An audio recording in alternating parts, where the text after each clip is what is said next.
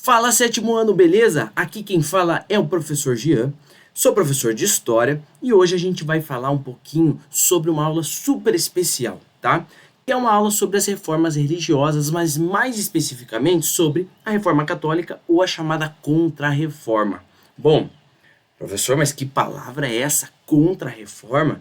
É isso que a gente vai ver na aula de hoje, pessoal. Vamos ver um pouquinho sobre o que significa essa contra-reforma e o que aconteceu de fato nesse processo de contra-reforma. Né? Lembre-se que a gente está estudando agora a Europa, estudamos algumas reformas religiosas, né? Então, para a gente entender essa ideia de contra-reforma, o professor vai recapitular um pouquinho algumas questões, tá bom? Bora lá. Bom, vamos recapitular. Vocês sabem que a gente está estudando, então, a Europa. Nós estamos estudando principalmente algumas mudanças que aconteceram na Europa, né? Essas mudanças, elas ocorreram por conta de um movimento chamado Renascimento, né? Nesse movimento do Renascimento, as coisas mudaram, as concepções mudaram, as ideias mudaram, sétimo ano, né? E o que renasceu, professor? As ideias, exatamente, as ideias renasceram, né? As artes renasceram, as ciências renasceram, as formas de organização política renasceram e principalmente, pessoal, as religiões renasceram, né? A gente estudou sobre isso. A gente viu que as religiões renasceram por meio do quê? Das reformas protestantes. Novas ideias, novas religiões estavam surgindo. E o professor representou ali no slide, né, os dois principais reformadores, né, das reformas religiosas, que era o Martinho Lutero, né, olha que bonitão ele ali, e o João Calvino, né, o Martinho Lutero com o luteranismo e o João Calvino com o calvinismo. O professor também retratou ali o homem vitruviano, né, que é essa representação do Renascimento, né, a sociedade se voltando para o homem, né, para os detalhes do homem e tudo mais, tá bom? Então lembrem dessa ideia de renascimento e lembrem também, óbvio, da reforma protestante, que é super importante para a gente entender um pouquinho sobre o que foi a contra-reforma, beleza? Vamos agora entender então o que significou essa palavra contra-reforma, né? Uma palavra difícil, professor, complexa. Bom, vamos entender, vocês vão ver que não é tão difícil assim, tá? Exige que vocês prestem atenção, mas não é tão complicado, tá bom? Bom, pessoal, por que a gente chama então a Reforma Católica de Contra-Reforma? Por quê? A Contra-Reforma significou que a Igreja Católica ela precisava conter o avanço das igrejas protestantes, tá? E também reafirmar, né, as ideias da Igreja Católica, tá? Então, nesse processo, ela teve que, enquanto a Igreja Protestante já tinha feito a sua reforma aqui, a Igreja Católica estava montando a dela. Ou seja, essa reforma que surgia aqui da Igreja Católica, ela ia contra as ideias da reforma protestante, né? Vejam que é por isso que a gente usa essa questão da contra-reforma, porque a reforma religiosa católica, ela ia contrária ao avanço do protestantismo, né? Por isso a palavra contra-reforma, ou seja, vai contrário, né? Uma reforma que vai contrária. Professor, a gente pode chamar também de reforma católica? Claro que pode chamar também dos dois jeitos. Só que entendo, a palavra contra-reforma ela tem um significado a mais, tá? Porque, ou seja, vai contrário a essas concepções que surgem, tá bom? Bom, professor, você já explicou pra gente o significado da contra-reforma, agora então explique para nós o que aconteceu nessa contra-reforma, né? O que foi decidido, por que ela aconteceu, como ela aconteceu. Vamos lá.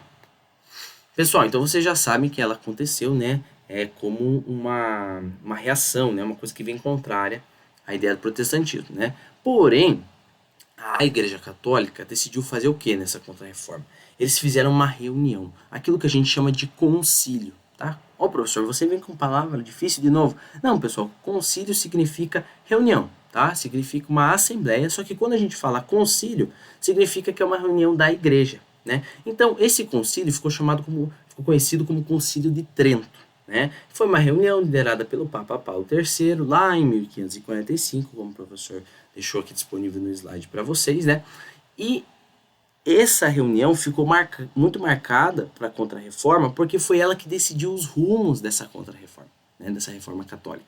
Então, o que nós vamos fazer agora? Né? Os católicos pensaram, bom, os líderes católicos pensaram, o que a gente vai fazer? Quais vão ser as nossas decisões? Os protestantes já fizeram a reforma deles, agora é a vez de nós montarmos a nossa contra-reforma, né? As nossas ideias. Bom, então o que foi decidido?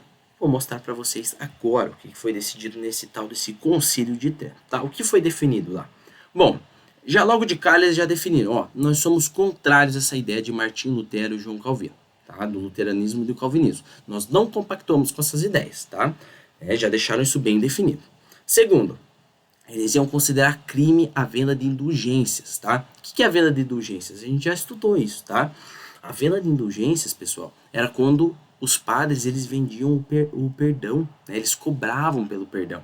Então ia lá a pessoa se confessar e eles cobravam, né, alguma quantia dessa pessoa para que ela fosse perdoada. Isso era proibido porque isso na verdade causava muito desafeto, né? As pessoas não gostavam disso, falavam, bom, para eu me confessar eu vou ter que pagar, né? Então a Igreja Católica decidiu mudar isso, né? E considerou isso como crime, tá?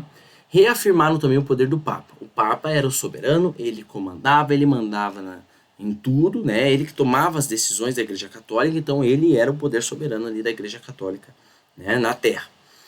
Bom, conservaram o culto da Virgem Maria e aos santos. Vocês sabem que a Igreja Católica cultua os santos, diferente da Igreja Protestante, né? Até dentro das igrejas tem ali os santos, né? Na Igreja Católica, na Igreja Protestante não. Então isso foi mantido. Propuseram uma forma de instruir os sacerdotes, ou seja, eles precisavam explicar para esses sacerdotes essas novas ideias, né? Ó, nós reformamos, né? Fizemos uma contra-reforma. Bom, precisamos instruir essas pessoas para que elas vão lá e passem os ensinamentos corretos, né? Então tinha que instruir esses sacerdotes. E reeditou o Index. Ah, professor, mas palavra difícil de novo. Esse tal de Index, o que é isso? Bom, nós não vamos sair dessa aula sem explicar tudo tintim por tintim. Vou explicar para vocês o que é esse tal desse Index. A palavra parece ser complexa, mas basicamente, gente, o index, de uma maneira bem simples para vocês entenderem, o professor deixou ali no slide, é uma lista de livros que estavam proibidos pela Igreja Católica. A Igreja Católica viu que o protestantismo estava avançando, né, e principalmente por meio dos livros, né? Você vai lá, folheia o livro e entende um pouquinho, né? Então, eles falam, bom, não podemos permitir que esses livros avancem. E eles foram lá e formaram, então, uma lista desses livros, tá bom, que iam ser proibidos, tá? Bom, professor, oxe, chegamos até a perder o fôlego, né, de tantas informações que foram feitas nesse Concílio de Trento. É verdade, foram várias decisões. Mas, professor, como que eles controlavam isso aí? Né? Como que eles iam controlar se a pessoa pegasse um livro lá que era proibido? Bom, eles pensaram nisso e formaram, né, na verdade, reabriram, né, o que a gente chama de Tribunal do Santo Ofício. O que é um tribunal? É para julgar, né? Um tribunal é julgamento, você está julgado.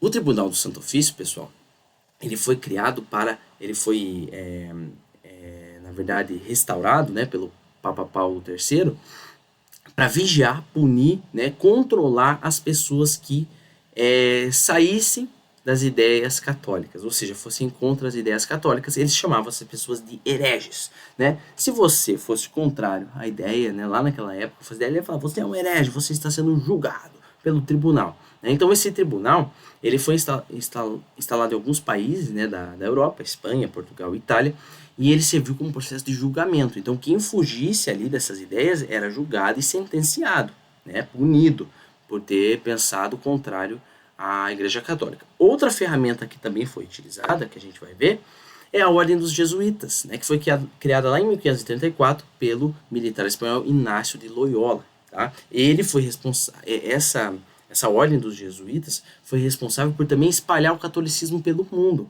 né? No continente asiático, no continente africano e principalmente também no continente americano, tá? E aqui no Brasil também, né? A ordem dos jesuítas chegaram aqui no Brasil. A ideia deles era catequizar os povos que tinham outras religiões, né? E transformá-los em católicos, ou seja, fortificar, né, a ideia católica no mundo todo, tá bom? Esse processo todo, pessoal, a gente chama então do processo de Inquisição, né, que foi toda essa perseguição da Igreja Católica, correndo atrás dos infiéis, aqueles hereges, né? Então foi todo esse processo, né, que foi muito profundo e que saiu da Europa e chegou até a América, tá? Né? Então vejam que a história tem dessas, né? Ela vai se ramificando e vai longe, tá bom? As ideias, né? Então, pessoal, Essa foi a nossa aula de contra-reforma, tá? Agora a gente vai fazer uns exercíciozinhos para fixar esse conteúdo, né? Bem legal, deixar tudo bem certinho, porque é um conteúdo super difícil, né? Que é a tal da contra-reforma, tá bom? Obrigado pela atenção de vocês e até uma próxima!